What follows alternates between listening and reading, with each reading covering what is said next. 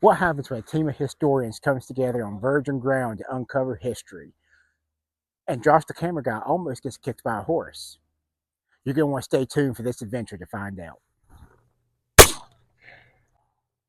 You hear that? That's the echoes of freedom.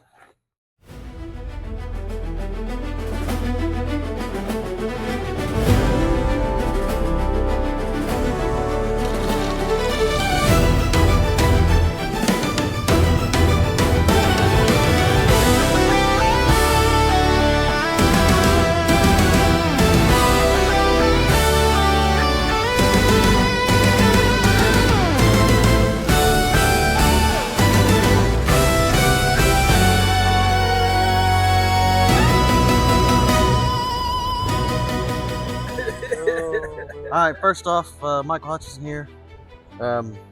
Started out behind the old medicine doctor's house, found some medicine bottles. I think the most interesting one that I like is this one right here. I've never found one quite like this. Unsure of what was inside. Probably the cure for cancer, who knows. But we find it, and I guarantee the owners are going to want to keep it because they got some more examples. This looks like a immunization or maybe like a vaccine bottle here, you can see. I was thinking like maybe 1940s. Found a nice little rains guide out there too, in front of where people would pull up to see the doctor. So we're probably thinking mid 19th century here. Another mid 19th century artifact, nice little parasol. And this would have been, for the umbrella, the slide.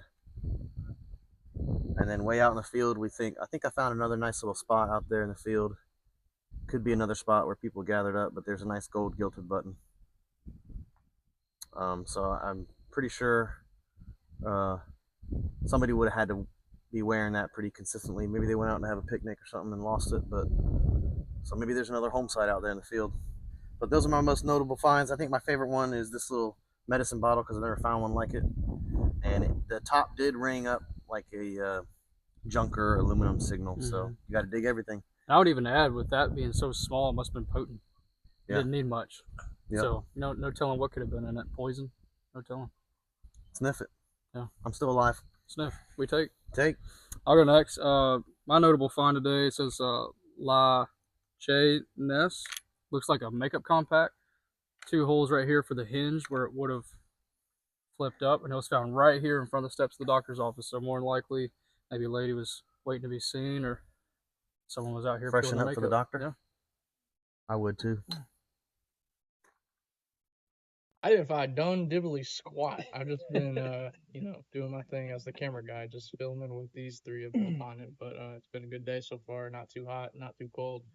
Just the type of weather that we want during the spring season. And we'll just go ahead and pass on over to Braydon because right now he's got something that's pretty rare. Yeah. So out behind the doctor's office, kind of where Mike was hunting as well, found an old spoon here. It's got some engravings on the back. 1847 Roger Brothers, right? Rogers Brothers. This was the oldest relic I've found so far, so pretty excited about that one. You guys said it was plated, right? Yeah, it's plated. They were a big manufacturer. Rogers was a big manufacturer back in the day, so. You also made with dates on those. That's pretty cool. Yeah, it is cool with dates. I have a few at home that are not. They're non-dug. They're passed down from generations, so they're really cool to have. Yeah. Can you see the date on that? Still a really, really cool relic and artifact to have. How close may get? Likely, they could trace down probably who ate from that spoon there. Their descendants, the descendants can. I'm gonna stop talking. Silver spoon. Now giving away where we are. What do y'all think about the dig site? It's amazing. There's still tons of relics out here. It's been dug on for 40 years. It's been dug on more like for 40 minutes. That's my opinion. Because there's a lot of signals they did not touch or go after. Out here, if it's deep, dig it. I don't care what signal it is, because that little medicine bottle was a 55 on the days too. So, but it showed depth, so I went after it, and luckily didn't break it. Because there's no telling what's in the ground. And it's hard as concrete out here. Yeah.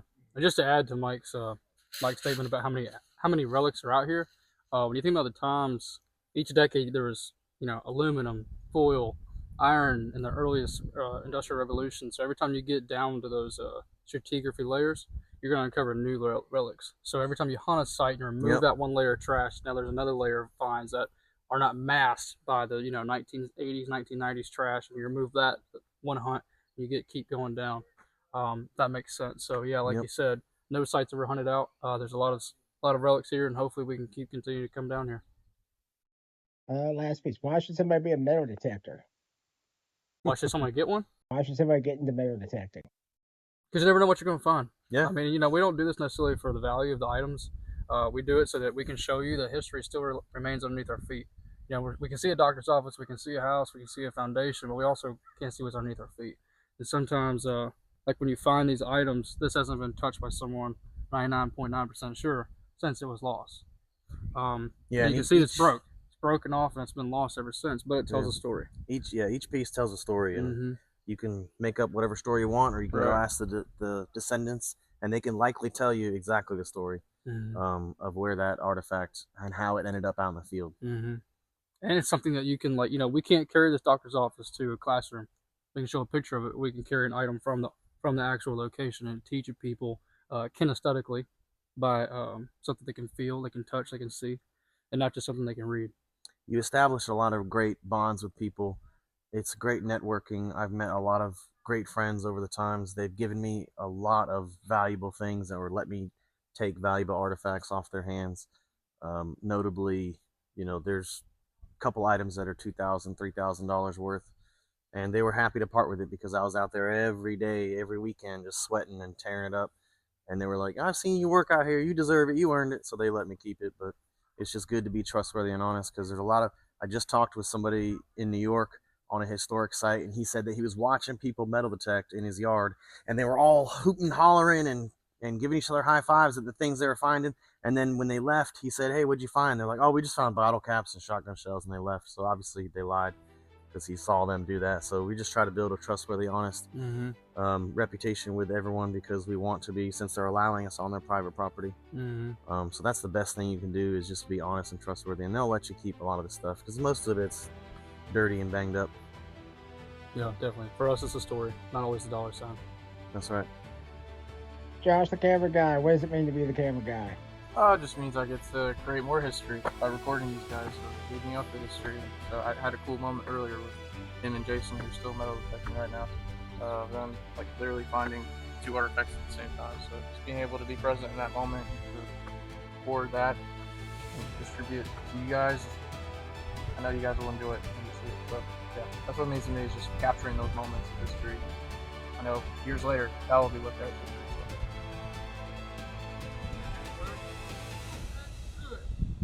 Dig every hole, baby.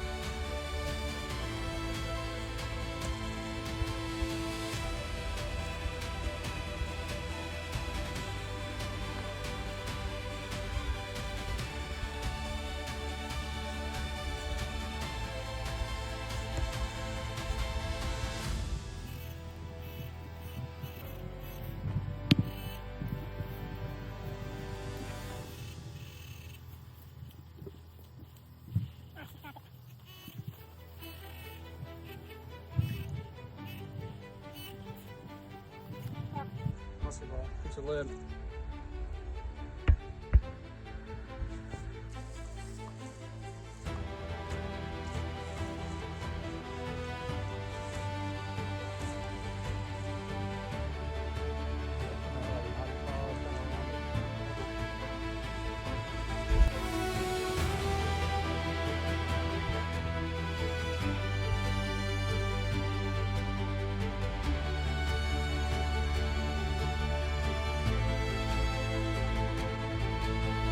Would you like to say to the camera?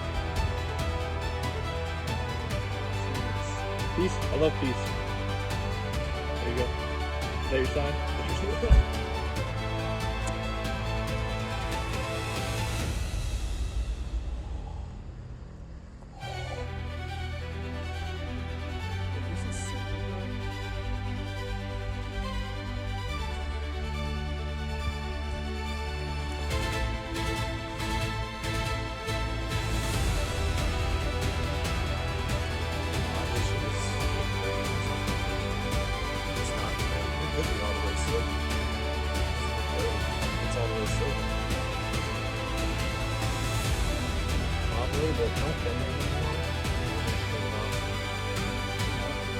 Oh yeah, it's a Rogers.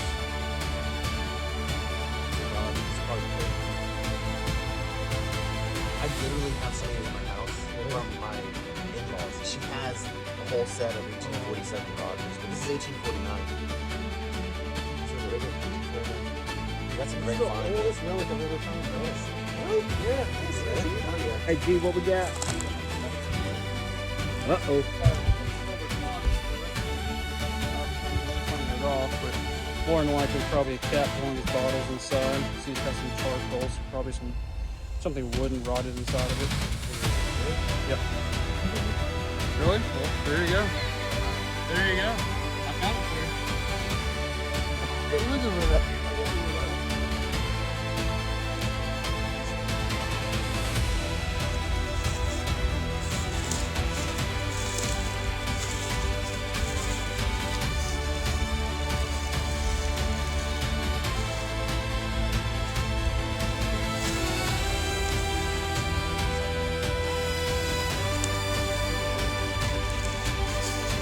I'm gonna tell you right now, if that horse kicks you, I'm gonna laugh and then check and see if you're okay. Gosh, we gotta know what happened with the horse. There was lots of food. Be careful. What did happen? No. Well, here, got Josh, the camera guy, working the grill. Burgers looking delicious. We're just hanging out, having a good time. Echoes of Freedom style.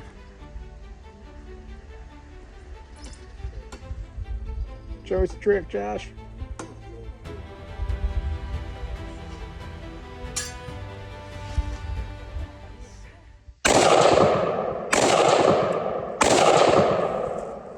You hear that? That's the Echoes of Freedom. The past has so many stories to tell, and we're just getting started. If you're ready to uncover them with us, like, subscribe, and join the mission. You can follow along on all our socials via the link below. Thank you for tuning in this week, and as always, we will see you on the next adventure.